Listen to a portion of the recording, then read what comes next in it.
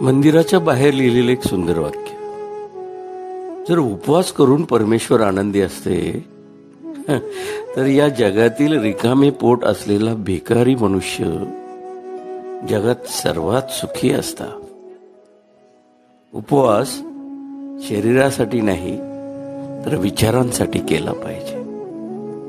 मनुष्य स्वतःच्या नजरेत सुखी असला पाहिजे. जग तर परमेश्वरापासून सुद्धा दुखी आहे. मित्र हो, चिमण्या जिवंत असताना कीटक खातात आणि याच चिमण्या जेव्हा मृत्यू पावतात तेव्हा हेच कीटक त्यांना खातात. म्हणून एका गोष्टीवर लक्ष ठेवलं पाहिजे की वेळ आणि परिस्थिती केव्हाही बदलू शकते. त्यामुळं कधीही कुणाचाही अपमान करू नका. कधीही कुणालाही आजमावू सुद्धा नका. तुम्ही शक्तिशाली असालही, परंतु वेळ मात्र तुमच्यापेक्षाही शक्तिशाली असते. एका झाडापासून किंवा झाडाच्या वनांपासून अनेक माचीच्या काड्या बनवता येतीलही, परंतु तीच एक काडी संपूर्ण त्या झाडांच्या वनालाही पेटू शकते.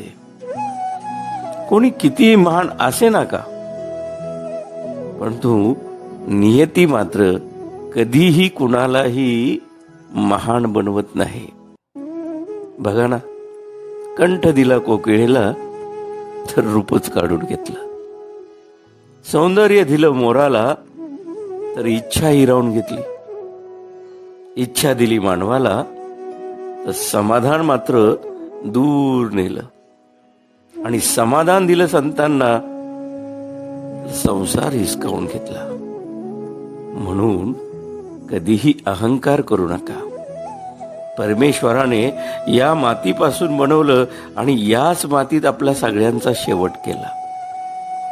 या जगात माणूस 3 गोष्टींसाठी फार श्रम करतो.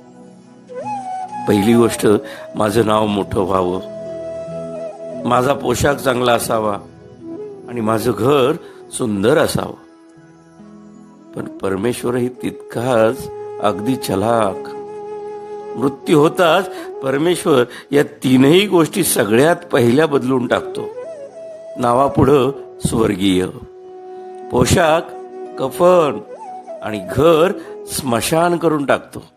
कटू आहे पण सत्यही आहे, जे आपण समजून कधीच घेत नाही.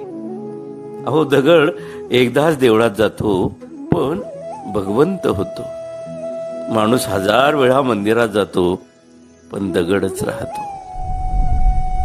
कोणी लिहिलं माहित नाही, पण लिहिणाऱ्याला सलाम. बघा, पटलं तर घ्या यातून काहीतरी. अभिवाचन विठ्ठल शितोळे.